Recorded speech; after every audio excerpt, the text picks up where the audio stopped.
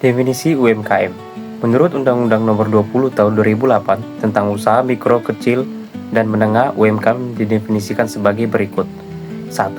Usaha mikro adalah usaha produktif milik orang, perorangan, dan atau badan usaha perorangan yang memenuhi kriteria usaha mikro sebagaimana diatur dalam undang-undang ini. Yang kedua, usaha kecil adalah usaha ekonomi produktif yang berdiri sendiri yang dilakukan oleh orang, perorangan, atau badan usaha yang bukan merupakan anak perusahaan atau bukan cabang perusahaan yang dimiliki, dikuasai, atau menjadi bagian baik langsung maupun tidak langsung dari usaha menengah atau usaha besar yang memenuhi kriteria usaha kecil sebagaimana dimaksud dalam undang-undang ini.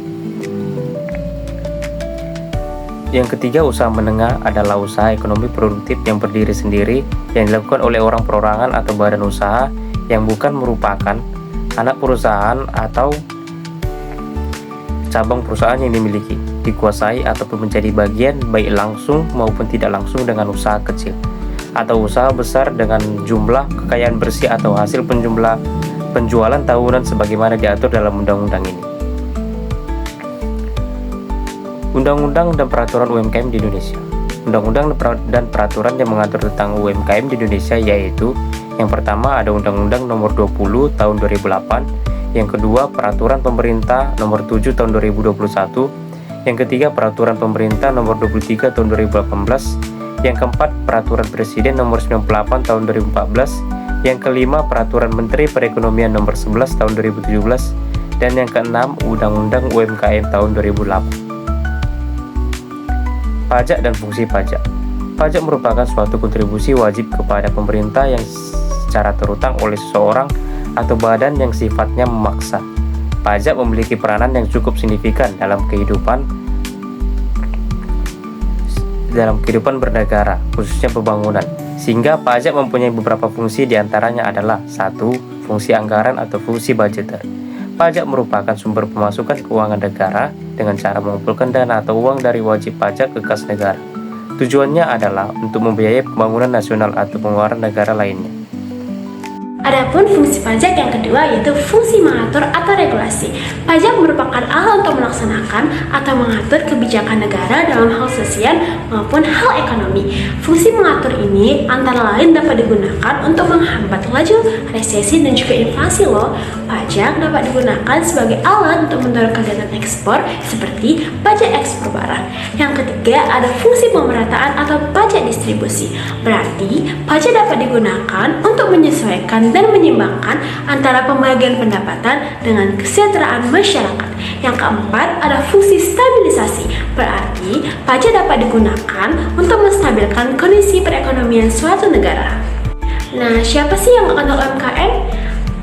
UMKM bayar pajak nggak sih? Nah, apa sih itu pajak UMKM? Yuk kita bahas bersama. Pajak UMKM adalah pajak yang dibebankan kepada para pelaku usaha mikro, kecil, menengah yang bersifat mengikat dan juga memaksa. Pemerintah menetapkan tarif pajak UMKM sebesar 0,5% dari setiap penghasilan yang didapat oleh pelaku UMKM sebagaimana diatur dalam Peraturan Pemerintah Nomor 23 Tahun 2018.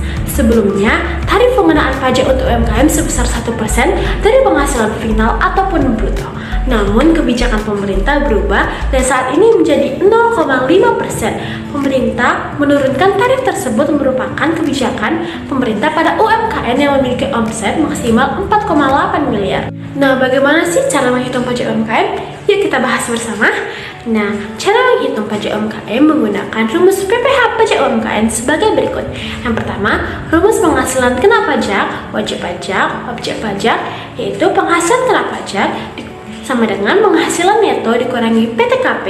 Yang kedua, rumus PPh terutang, yaitu PPh terutang sama dengan penghasilan kena pajak dikali tarif PPh pasal 17. Yang ketiga, rumus pajak perusahaan, OPP, badan atau UMKM, yaitu PPh badan sama dengan penghasilan kena pajak dikali tarif PPh badan sebesar 22%. Yang keempat, ada PPh badan UMKM atau UKM dengan tarif PPh final yang dapat dihitung dengan cara mekanisme PPh OP secara umum atau PPh final dengan peraturan Pemerintah Nomor 23 Tahun 2018, mekanisme dalam perhitungan penghasilan neto atau NPPPN. Nah, kriteria UMKM, apa sih? Gimana sih cara mengetahui bahwa itu sebuah UMKM? Nah, yang pertama, UMKM diklasifikasikan menurut kriteria modal usaha atau hasil penjualan tahunan. Modal usaha adalah modal sendiri dan modal pinjaman untuk melakukan sebuah aktivitas usaha. Kekayaan bersih atau modal bersih, usaha mikro maksimal 1 miliar, usaha kecil 1 miliar sampai dengan 5 miliar, usaha menengah 5 miliar sampai dengan 10 miliar di luar tanah dan bangunan tempat usaha. Hasil penjualan tahunan, usaha mikro maksimal 2 miliar, usaha kecil kurang lebih 2 miliar sampai 15 miliar, dan usaha menengah 15 miliar sampai 50 miliar. Selanjutnya, kita akan membahas mengenai klasifikasi UMKM.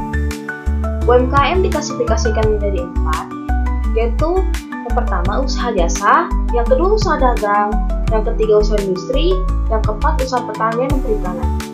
Yang pertama itu usaha jasa. Usaha jasa yaitu suatu usaha yang kegiatannya dilakukan dengan cara memberikan jasa kepada konsumen dengan tujuan untuk memperoleh keuntungan. Contohnya itu perbengkelan, jasa konsultan, dan jasa transportasi. Yang kedua, usaha dagang. Usaha dagang adalah suatu usaha yang kegiatan utamanya membeli produk atau barang dari pemasok atau bisa kita sebut dengan supplier dan menjualnya kembali kepada konsumen dengan tujuan memperoleh keuntungan. Contohnya pengecer dan agen. Yang ketiga, usaha industri. Usaha industri adalah suatu usaha yang kegiatannya mengolah bahan mentah atau yang disebut dengan bahan baku menjadi produk atau barang jadi yang bisa dijual kepada konsumen. Contohnya itu industri makanan atau minuman, pengrajin, dan konveksi. Yang keempat, usaha pertanian dan perikanan, yaitu usaha yang kegiatannya melakukan pemeliharaan tanaman ataupun hewan dengan tujuan untuk memperoleh keuntungan. Contohnya itu dalam bidang pertanian, peternakan, dan juga perikanan. Selanjutnya, kita akan membahas tentang ciri-ciri UMKM. UMKM pada umumnya memiliki ciri-ciri yang dapat dikenali dalam aktivitas ekonomi, seperti yang pertama, belum ada administrasi yang dapat dengan rapi. Yang kedua, pelaku usaha belum mendapatkan hasil perbankan namun dapat mengakses lembaga keuangan non-bank. Lembaga keuangan non-bank ini seperti pegadaian, koperasi, dan asuransi. Yang ketiga, umumnya belum memiliki surat izin usaha, termasuk nomor pokok wajib pajak atau disebut dengan NPWP. Yang keempat, tempat usaha bisa berpindah-pindah. Yang kelima, komoditas barang yang dihasilkan usaha tidak tetap dan bisa berganti-ganti. Yang keenam, sumber daya manusia cenderung belum matang secara profesional.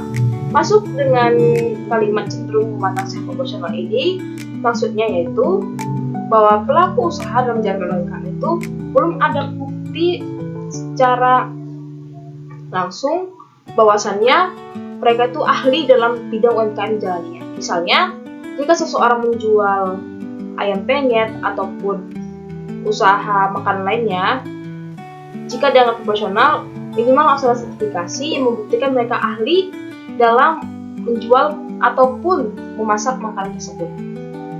Selanjutnya kita akan membahas mengenai laporan keuangan. Sebelum itu kita harus tahu dulu, apa sih itu laporan keuangan? Laporan keuangan adalah informasi umum mengenai keuangan di suatu perusahaan.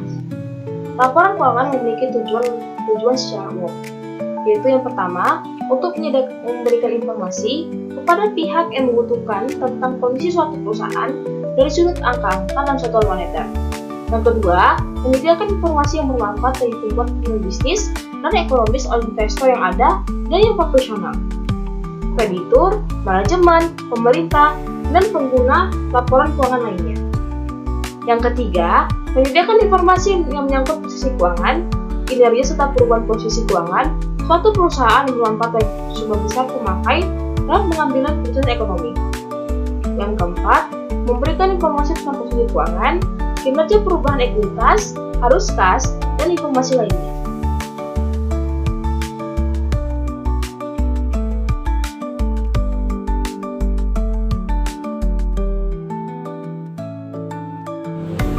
Selanjutnya laporan keuangan. Apa itu laporan keuangan? Laporan keuangan adalah catatan formal yang menyajikan posisi keuangan, kinerja, serta arus kas suatu entitas atau perusahaan dalam periode tertentu.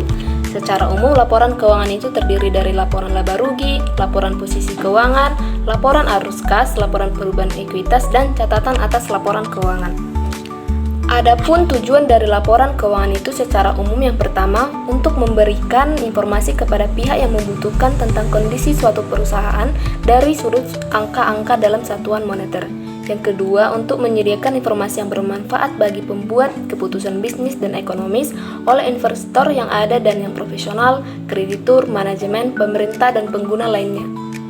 Yang ketiga, menyediakan informasi yang menyangkut posisi keuangan, kinerja, serta perubahan posisi keuangan suatu perusahaan yang bermanfaat bagi sejumlah besar pemakai dalam pengambilan keputusan ekonomi. Yang keempat, memberikan informasi tentang posisi keuangan, kinerja perubahan ekuitas, arus kas, dan informasi lainnya. Laporan keuangan UMKM. Laporan keuangan UMKM ini ada sedikit perbedaan dengan laporan keuangan pada umumnya, yang dimana laporan keuangan UMKM itu berdasarkan SAK EMKM, sedangkan yang biasanya itu berdasarkan PSAK. Nah, apa itu SAK EMKM? Yaitu standar akuntansi keuangan entitas mikro, kecil, dan menengah. Merupakan standar yang dirancang khusus untuk entitas usaha berskala kecil dan menengah. Standar ini disusun oleh Ikatan Akuntan Indonesia atau IAI dengan pendekatan yang lebih sederhana dibandingkan dengan standar akuntansi umum, agar lebih sesuai dan mudah diterapkan oleh pelaku UMKM. Salah satu komponen utama dalam SAK EMKM adalah pengakuan dan penyajian unsur-unsur laporan keuangan, yaitu aset, liabilitas, dan ekuitas. Nah, selanjutnya kita bahas yang pertama, aset. Aset adalah sumber daya yang dikuasai oleh entitas sebagai akibat dari peristiwa masa lalu dan dari mana manfaat ekonomi di masa depan diharapkan akan diperoleh oleh entitas. Nah, aset itu terdiri dari dua, yaitu ada aset lancar dan aset tetap. Aset lancar itu yaitu kas, piutang usaha, persediaan bahan baku atau barang dagangan.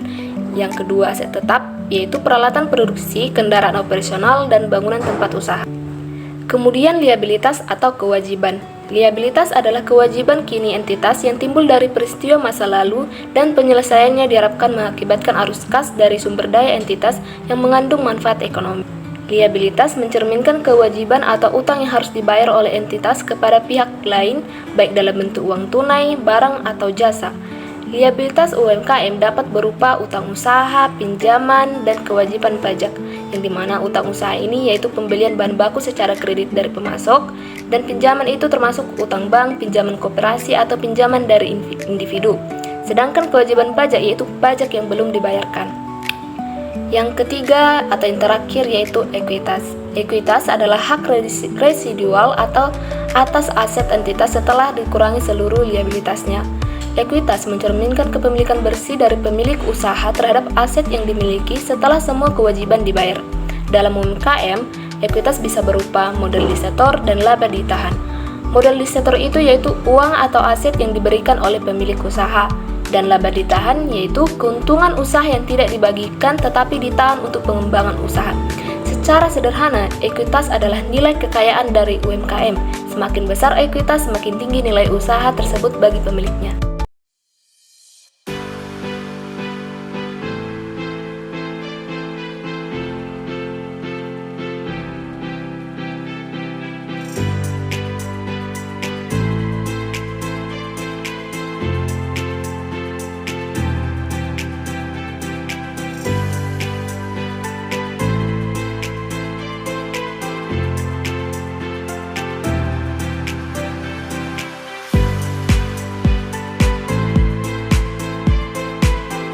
Selamat sore Pak, kami dari mahasiswa Politeknik Medan.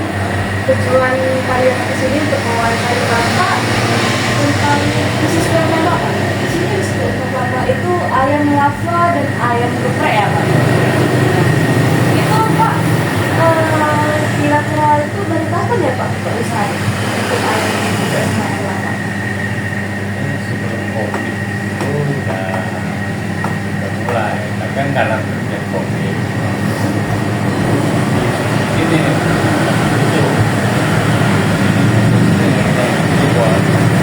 jadi sebenarnya 3 bulan apa 4 bulan mulai apa itu terjadi COVID ya gitu semua kan, jadi takutlah ya. Mulai lagi saya ada hampir 2 tahun kan. 2 tahun ya Pak? Berarti dari tahun 2020 Harga itu dua kalau uang kan. Ada beberapa habisnya ya Pak. Apa sih niat Bapak untuk buka usaha di sini? Apalagi coba Bapak kan juga sama Bapak. Apa niat Bapak untuk buka usaha ini? Pasar lapangan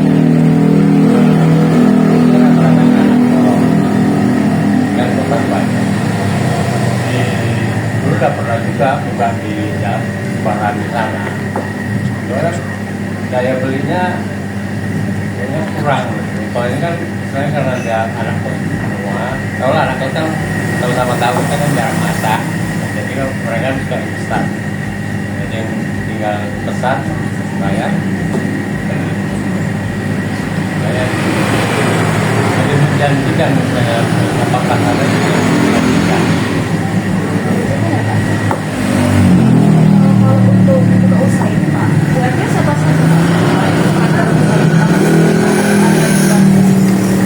Ini anak, istri, Ada tes.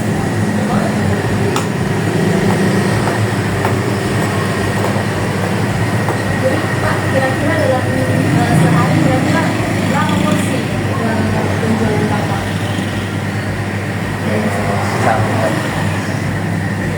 dari apa ini sampai sekarang lah. Itu kalau dari 150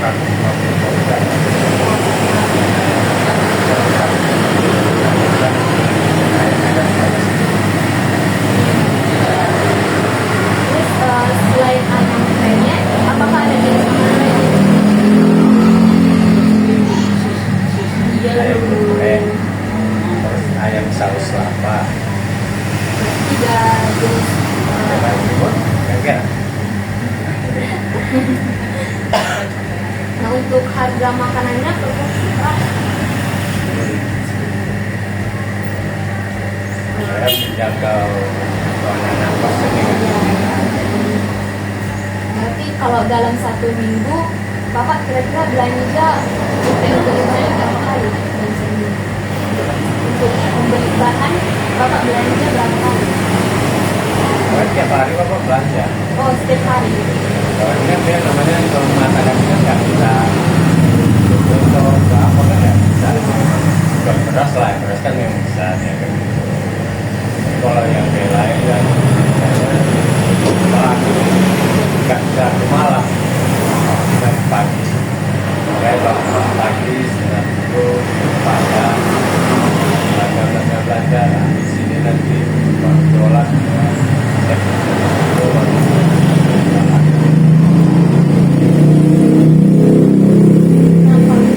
di sekitar sini